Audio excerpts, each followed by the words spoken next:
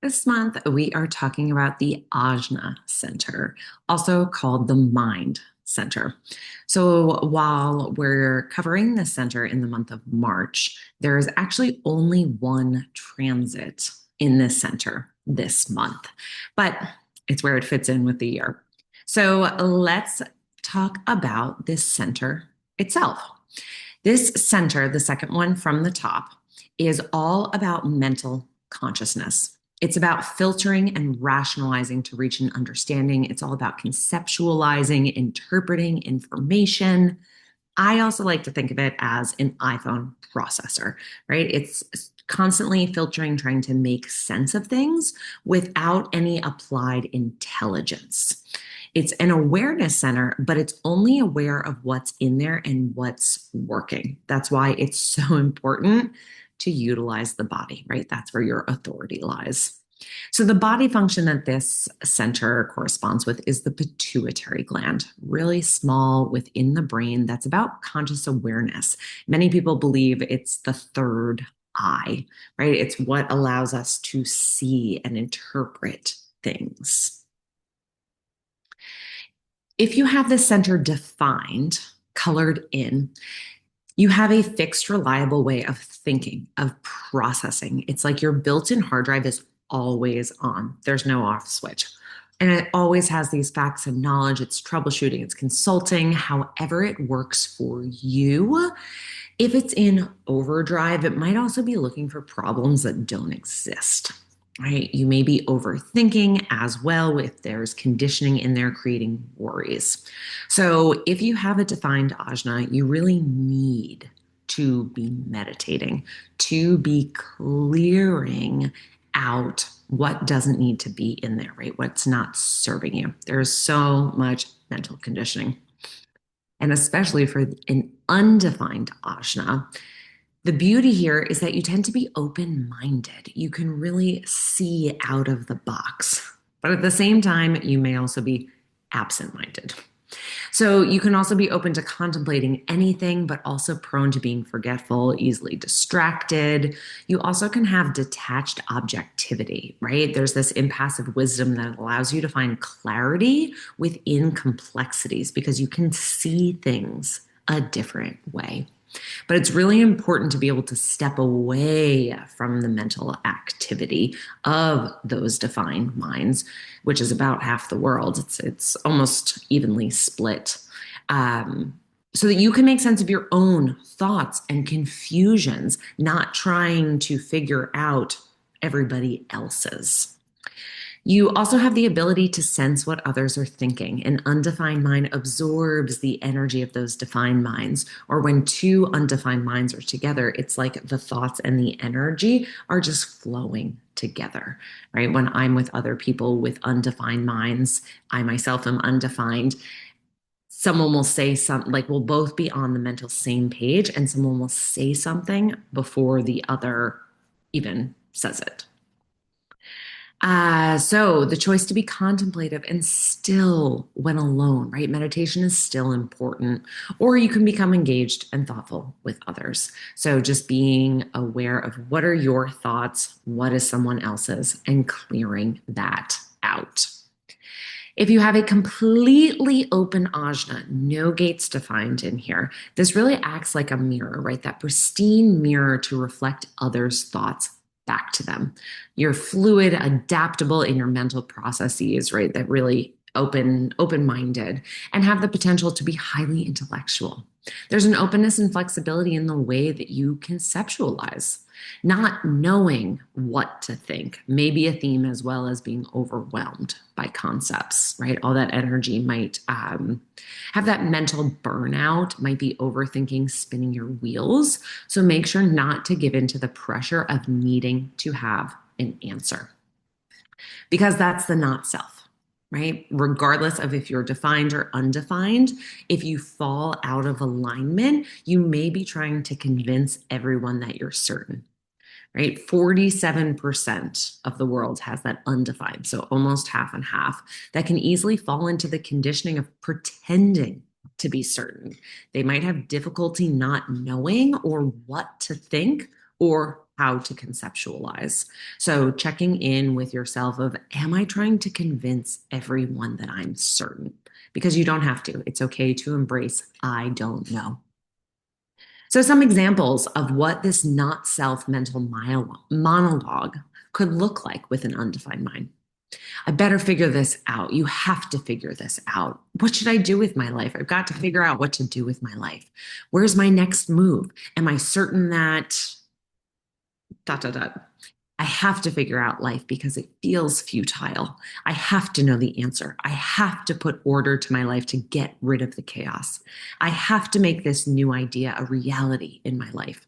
I better not share this because people are going to think I'm weird or strange. I'm not going to share my opinion because I don't want to be challenged.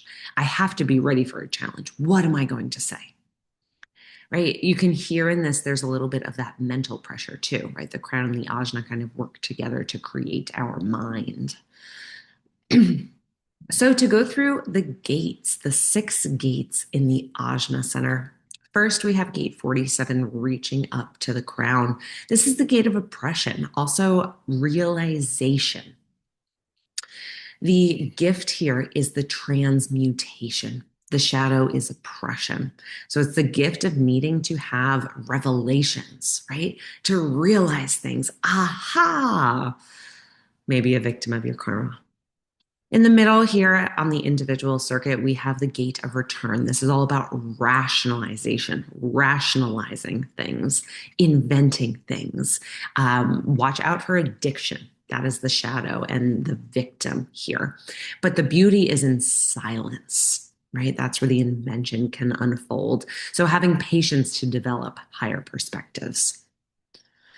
Then we have gate 4, the gate of youthful folly, all about formalization, right? Formulating, understanding, really having that open mind with the gift of a logical mind. So don't pressure yourself, right? Giving into that mental pressure from the crown to have intolerance, that lack of patience, or needing to have answers when there is no formalization there. Then we have down on the bottom, reaching down to the throat, right? This mental energy wanting to be expressed, whereas the top is more, let's receive this inspiration and make sense of things. Where gate 11 is the gate of peace, of ideas. There can be so many beautiful ideas with the gift of idealism. The shadow is beliefs, the obscurity, kind of really getting wrapped up in all that could be. It can be really mentally overwhelming, especially if you don't have this full channel. Then we have gate 43, the gate of insight, breakthrough. This is a beautiful gate to have. And if you have the whole 2343 channel, that's the gate of, oh my gosh, of course, it just left my mind. It'll come back. So yeah, really honoring the insights, but watch out for deafness, not hearing the right things or needing to be right. You're going to have unique ideas. There may be aha moments.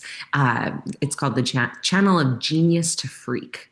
Right? You have these insights that others may perceive as genius, or they may not understand it or be ready for it and may perceive you as a freak, right? So if you fall into the shadow of needing to be right, of to push that insight when someone is viewing you as a freak, that is going to really throw you out of alignment. And then lastly, we have gate 17. This is the gate of opinions, gate of following, right? Being really opinionated can be the shadow here. So self-awareness of, am I being really opinionated when perhaps there is a beauty of opinions, but it's more for the far-sightedness, right? How can this change things in the future? How can this create a solution from this opinion? So, some experiments to do this month as we focus on this center. First, the I don't know challenge, right? Practice answering everything. I don't know. I'm not sure. And see how your mind feels. Question everything exercise, kind of doing the why, where did this belief come from? Release the plan. Really just be spontaneous and not have anything that your mind needs to focus on for a day. Then meditative stream of consciousness journaling. Sit for 10 minutes and just let yourself write everything out. Let your thoughts freely flow and see how that impacts your mental energy.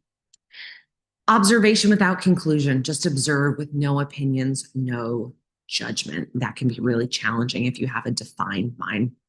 Mental detox day, really unplugging for a full day. No books, no podcasts, no nothing, right? Literally being in nature, doing creative activities, right? Really, really going old school. And lastly, reframe your why.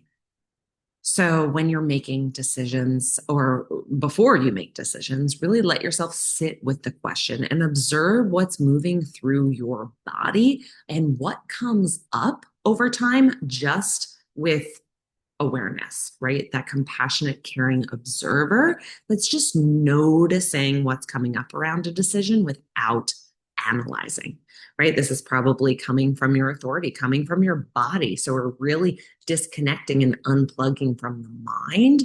This can be a great experiment. So let me know how these all go. And I can't wait to hear how this center and experiments go for you with the Ajna.